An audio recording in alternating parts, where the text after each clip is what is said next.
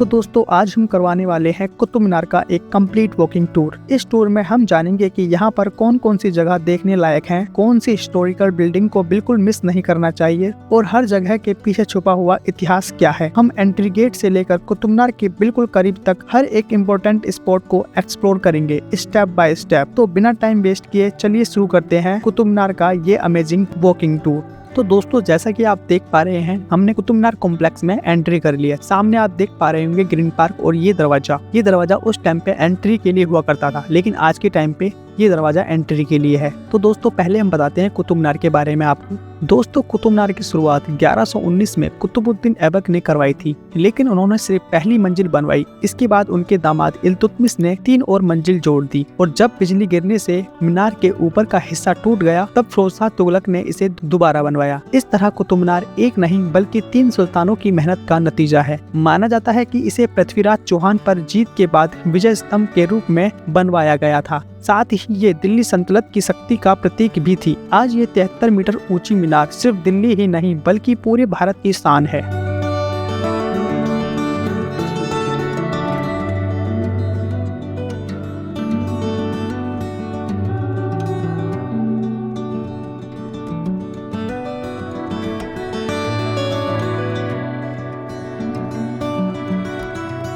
तो दोस्तों जैसा कि आप देख पा रहे हैं मेरे पीछे खड़ी है 73 मीटर ऊंची कुतुब मीनार, जो दिल्ली की ही नहीं बल्कि पूरे भारत की शान है। और यहाँ साइड में जो रास्ता है वहीं से लोग पूरे कॉम्प्लेक्स का वॉकिंग टूर करते हैं। अब चलिए सबसे पहले चलते हैं क़्वातुल इस्लाम मस्जिद की तरफ।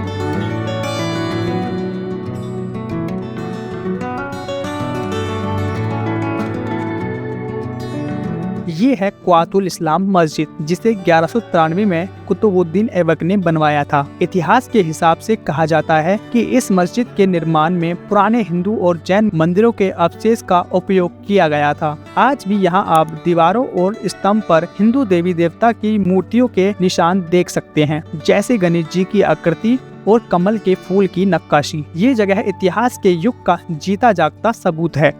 तो दोस्तों अब चलते हैं हम लोहे के स्तंभ की तरफ, उसके बारे में आपको बताते हैं।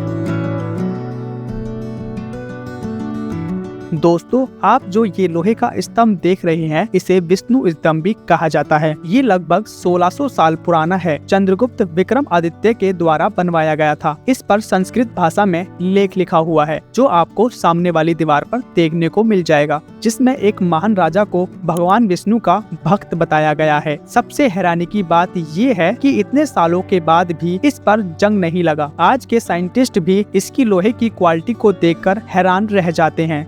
जब कुतुब मीनार बनी भी नहीं थी तब ये स्तंभ अपनी जगह मजबूती से खड़ा था।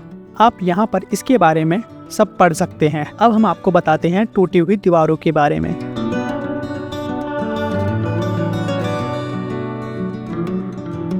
आप जो ये दीवारें देख रहे हैं ये पहले एक ही बाउंड्री का हिस्सा थी। भूकंप और समय के साथ ये टूटकर आज खंडर की तरह दिखाई देती है, लेकिन इन पर बनी नक्काशी आज भी उस युग की कला को जिंदा रखती है।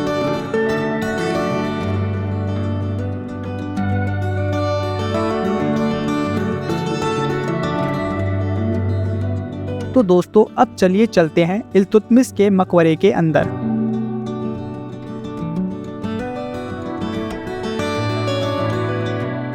तो दोस्तों ये है इल्तुतमिश का मकबरा। इस मकबरे का निर्माण 1235 में हुआ था। अंदर आप देख सकते हैं सुंदर नक्काशी और कुरान की आयतें दीवार पर लिखी हुई है। बीच में संगमरमर से बनी कब्र है जो उस युग की शाही कला का बेहतरीन उदाहरण है। तो दोस्तों अब हम चलते हैं अलाउद्दीन खिलजी के मकबरे की तरफ, लेकिन उससे पहले हम दिखाएंगे अलाउद्दीन खिलजी द्वारा बनाया गया मदरसे।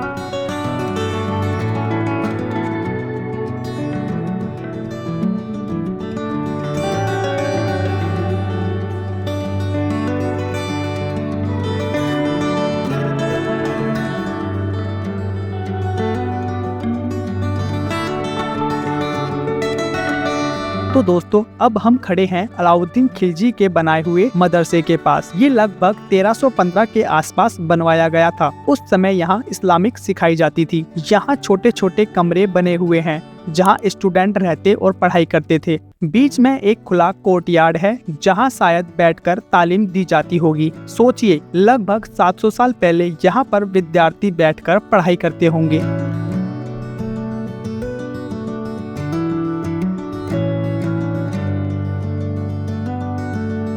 तो दोस्तों अब हम चलते हैं दिल्ली सल्तनत के एक बहुत ही शक्तिशाली शासक अलाउद्दीन खिलजी के मकबरे के पास। 1296 से 1316 तक शासन करने वाले अलाउद्दीन खिलजी ने कई विजय हासिल और कुतुब कॉम्प्लेक्स में अलाई दरवाजा और अलाई मीनार जैसे निर्माण करवाया। लेकिन हैरानी की बात देखिए, इतने बड़े शासक की कब्र आज बिल्कुल सादगी और खंडर जैसी दिखाई देती है। समय के साथ शासन और ताकत सब मिट जाती है, लेकिन इतिहास के पन्ने हमेशा उनका जिक्र करते रहते हैं। इस कॉम्प्लेक्स के चारों तरफ आपको ग्रीन एरिया भी देखने को मिल जाएगा, जहां पर आप पिकनिक या फिर शांति का आनंद भी ले सकते हैं।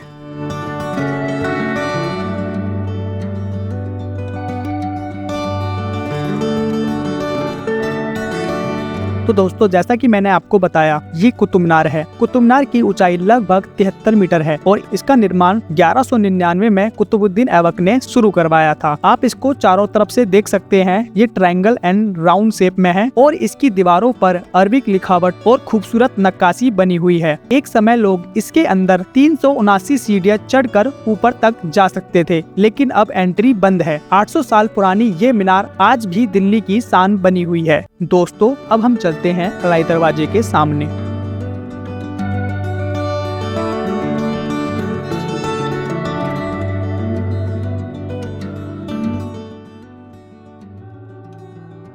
और अगर आप ध्यान से देखें तो इसकी सबसे खास बात तुरंत समझ में आ जाएगी। ये दरवाजा सिर्फ एक तरफ से नहीं बल्कि चारों तरफ से खुला हुआ है। अलाई दरवाजा एक परफेक्टली स्क्वायर स्ट्रक्चर है जिसके हर साइड पर एक बड़ा और खूबसूरत आर्च बना हुआ है। मतलब आप किसी भी डायरेक्शन से आए आपको एक एंट्री मिल जाएगी। हर आर्च घोड़े की नाल जैसी शेप में बना है जिसे हॉर्सेज आर्च कहा जाता है। इन आर्चेस के ऊपर आप देख सकते हैं सुंदर इस्लामिक जियोमेट्रिक डिजाइन और कुरान की कोलिग्राफी। लाल सैंडस्टोन और सफेद संगमरमर का जो कॉम्बिनेशन यहाँ यूज हुआ है वो इसे और भी ज्यादा भव्य बनाता है। चारों तरफ से खुला होने का एक प्रैक्टिकल रीजन भी था, यहाँ से हवा और रोशनी आराम से अंदर आ सके। और क्योंकि ये मस्जिद के एक्सपेंस प्रोजेक्ट का हिस्सा था इसलिए इस तरह डिजाइन किया गया था कि लोग हर तरफ से कोर्टयार्ड में आ सके। तो दोस्तों अब हम चलते हैं इमाम जामिन के मकबरे के पास।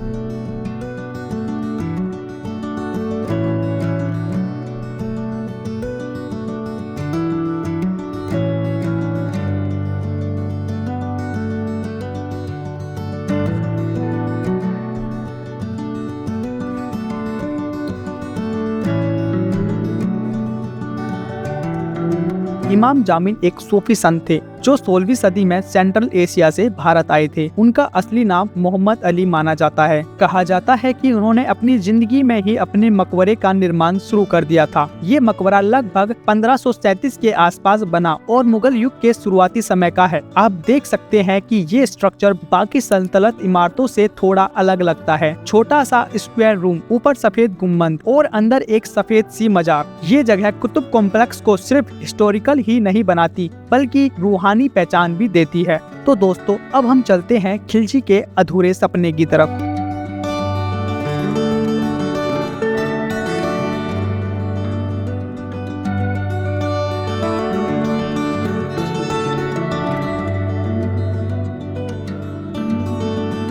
ये जो आप देख रहे हैं ये है अलाई मीनार, एक अधूरा सपना। अलाउद्दीन खिलजी चाहते थे कि ये मीनार कुतुब मीनार से भी 2 गुना ऊंची बने, लेकिन उनकी मौत के बाद ये मीनार अधूरी ही रह गई। आज सिर्फ इसका बड़ा सा बेस ही यहाँ खड़ा है जो हमें याद दिलाता है कि हर सपना पूरा नहीं होता। सोचिए अगर ये मीनार कंप्लीट हो जाती तो शायद आज दुनिया की सबसे ऊंची मिडेवल मीनार यही होती। तो दोस्तों ये था कुतुब मीनार का पूरा वॉकिंग टूर। यहाँ की हर इमारत, चाहे वो कुतुब मीनार हो, आयरन पिलर हो, अलाई दरवाजा हो या अलाई मीनार, हर जगह अपने अंदर सदियों का इतिहास छुपाए बैठी है। अगर आप दिल्ली आए तो इस जगह को अपनी लिस्ट में जरूर शामिल करें। आपको वीडियो कैसी लगी कमेंट करके जरूर बताएं। चैनल को सब्सक्राइब करना न भूलें। मिलते हैं अगली हिस्टोरिकल जर्नी में, तब तक के लिए नमस्ते।